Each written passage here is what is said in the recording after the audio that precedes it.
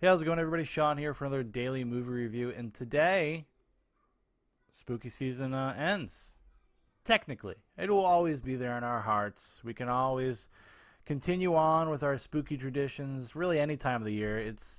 I live in America. It's still a free country to some extent. So I feel like I could probably just keep watching horror movies whenever I goddamn well please. But in terms of the tradition, the seasonal tradition, it's coming to an end today. And today I wanted to talk about a movie that is near and dear to my heart, one of my all-time favorite movies for this kind of time of year, for this relative to this genre, is a 1985's Fright Night, which is directed by Tom Holland. It's written by Tom Holland. It stars Chris Sarandon, William Ragsdale, Amanda Burse, Roddy McDowall, Stephen Jeffries, and others. The plot synopsis is a teenager discovers that the newcomer in his neighborhood is a vampire, so he turns to an actor in a television horror show for help dealing with the undead. So, yeah, I grew up with this movie. I can't remember when I first saw it. I was pretty young. Probably probably around like 10 years old, maybe 10 or 11.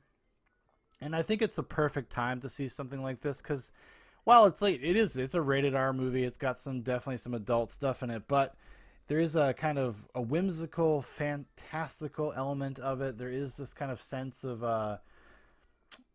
adolescence and just kind of neighborhoods. One of the things that actually I would say, like, if the elevator pitch for this movie, if I were to describe this to somebody that had never seen it before, I would I would reference this other '80s kind of obscure movie. I would say it's a mix of The Burbs and Bram Stoker's Dracula, with a little bit of like Rear Window in there. Because it's just like it's the nosy neighbor kid. Somebody moves in next door, mysterious, goes to investigate. A phantasmagorical mystery unfolds. A story unfolds, the likes of which he had never would never ever think. So yeah, and it's interesting. This last time I watched it, I mean, I noticed it before, but especially this last time, and I don't know why. Maybe I was just thinking a lot about the Universal horror movies and the legacy of their roots, like where they come from. Mary Shelley writing Frankenstein, Bram Stoker writing Dracula. This follows pretty closely the major beats and archetypes and structure of Bram Stoker's Dracula. I was actually kind of taken aback a little bit. I was like, oh wow, this is very similar. A lot of characters have like equivalents in Fright Night from the original novel. There's like a Van Helsing character in Roddy McDowall. William Ragsdale is like a Jonathan Harker. Amanda Burse is like a Nina Harker. Well, becomes Nina Harker. Chris Sarandon, obviously. Jerry Dandridge, she's Dracula. And then there's a Renfield character who I'm trying to remember his name. He's a great actor. Is it? No, I don't know. I don't know. Anyways, and then there's Evil Ed, Stephen Jeffries. He's kind of like the hellhound, the protector of Dracula. This extra layer of help. Although, actually, take that. Well, Renfield is from Stoker's Dracula. I was gonna say something different, but yeah. So there's all these kind of equivalent characters that map perfectly onto it. And even if you watch the movie and the beats and think how things kind of unfold a little bit, granted, you got to be a little bit broader, but broadly, it is very similar. Even in some ways, the way that the vampire gets killed at the end is actually very reminiscent. But this whole notion of a young guy in over his head, and the love of his life being seduced by a monster. And this guy sees her, and he makes this parallel between somebody in his past and this person, thinking this is like a spiritual reincarnation, so he's going to set out to seduce her.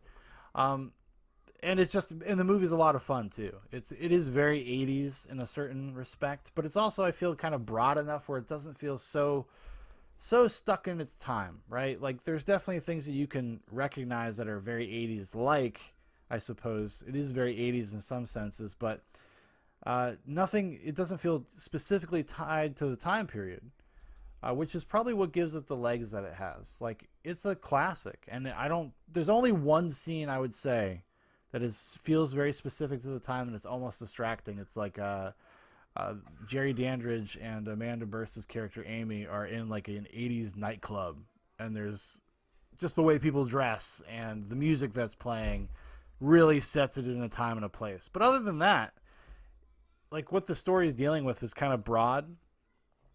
There's maybe tonal similarities to some 80s comedies of the era and whatnot, but just the archetypes, the structure is so broad and it's so tight and it works so well. And Tom Holland, the director, had done right before this, the movie he had made before this was, if I'm not mistaken, maybe I'm wrong.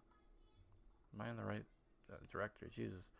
Yeah, he had done, I just want to make sure I got it right, Child's Play. Actually, no, he did this first. Oh, wow. Okay, so he does Child's Play a couple years after this, which Chris Sarandon's also in the original Child's Play.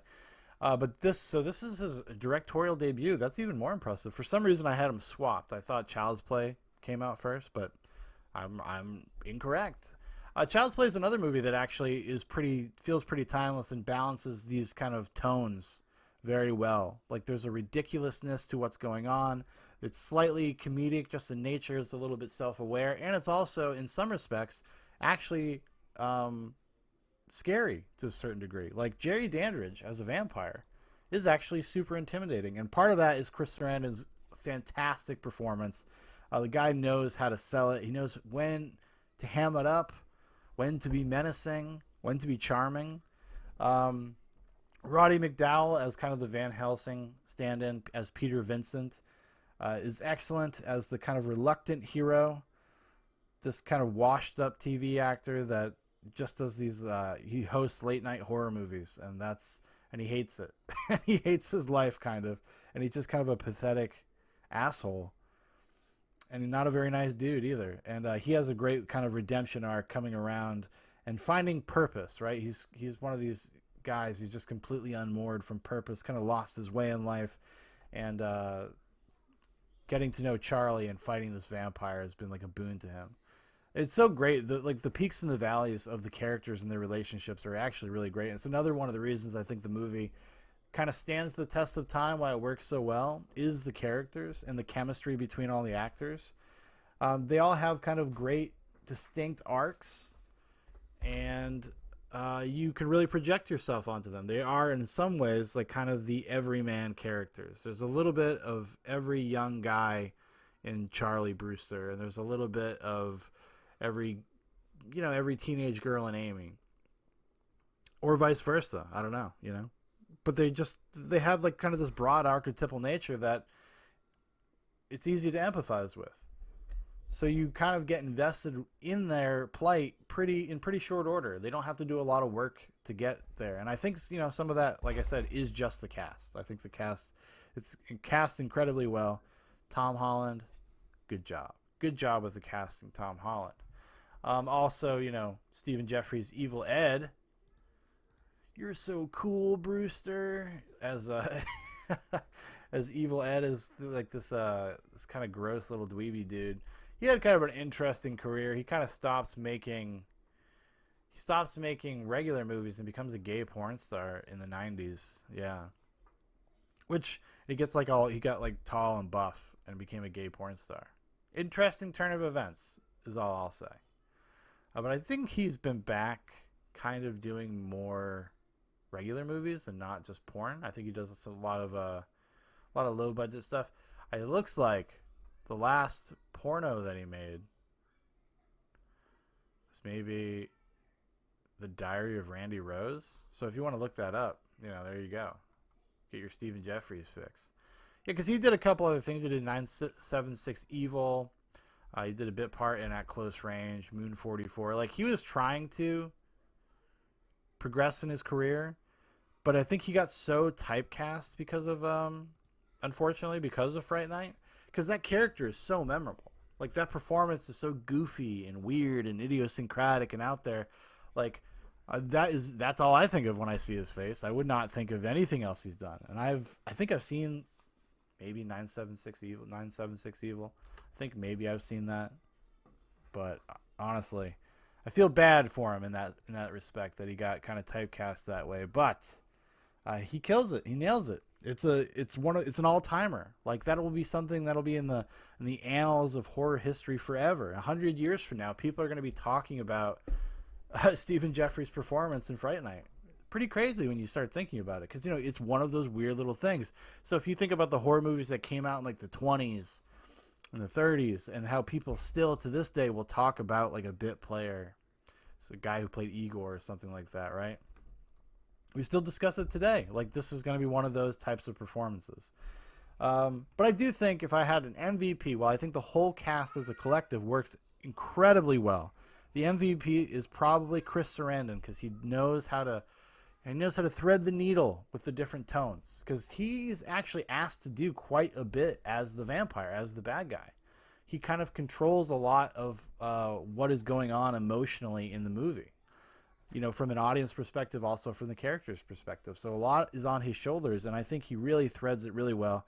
I mean, he was a great character actor before he started doing genre stuff in the 80s. One of his most memorable performances for me is Dog Day Afternoon with Al Pacino.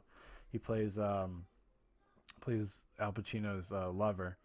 And the reason why Al Pacino's robbing that bank, which is based on a true story, you should check it out. It's a documentary called The Dog. Go watch that. I'm not going to bore you. I'm not going to bore you with how I feel about it. But yeah, I don't know. I've always had this in my life. I can't remember a time where I didn't know about Fright Night. I must have, I think it was, like I said at the beginning, like 10 or 11, but it might have been earlier. Might have been earlier in my life that I actually saw it. I'm pretty sure my dad showed it to me too. Which is not a huge surprise if you've been watching this channel for a while. If you've been watching these movie reviews, a lot of the things like these older nostalgic movies was definitely because of my dad. So I'll always have that with him. Always have those sweet memories. Anything else? Anything else of note? Not really, I guess. If you've never seen it, it is on Amazon Prime right now. Shockingly enough, I do not own Fright Night anymore. I used to own it on DVD back in the day, but they have yet to really put out a proper kind of Blu-ray restoration, collector's edition. That's kind of what I was waiting for. They put out a documentary a couple of years ago called You're So Cool, Brewster. But other than that, they haven't done much with it. And it's a bummer. Twilight Time, this really small boutique label, put out a version of it. And I think it has like excerpts of that documentary, but I don't know why a studio hasn't. I think it was Sony and Columbia, TriStar Pictures. I think they used to own it. They used to have the rights, because when I had it on DVD, I believe that was the company that had it. So I don't know what the deal is with that. It's a shame too. It's a great flick. Deserves kind of like a reverential treatment. Give me a double disc. Give me that You're So Cool, Brewster documentary. Fright Night. Go all out. Give me audio commentaries. Come on. Let's do it. Most of the cast, I think, is alive. I think Tom Holland is still alive, if I'm not mistaken. He's still working, I believe. But he's in that documentary, You're So Cool, Brewster. And that is something I would totally recommend if you like Fright Night. That is a very thorough documentary. You could maybe even make the argument that it is too thorough. It's long, because it's really long. It's like 3 or 4 hours long. I love stuff like that. I love those kind of documentaries. Those like way too detailed, way too into it. Goes over every single facet of production from fucking the first thought to the end product, and then do an epilogue. I love that stuff. There's also a great one. It might be the same people. There's Hellraiser ones for the first 2 Hellraisers. They're great, because that is actually has a really fun production history.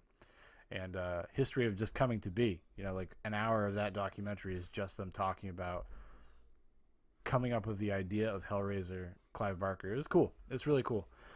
So yeah, definitely go watch Fright Night. It's a great Halloween movie. It's got that perfect Halloween atmosphere.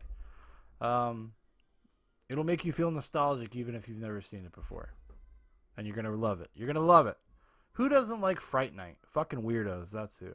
People that cannot be trusted.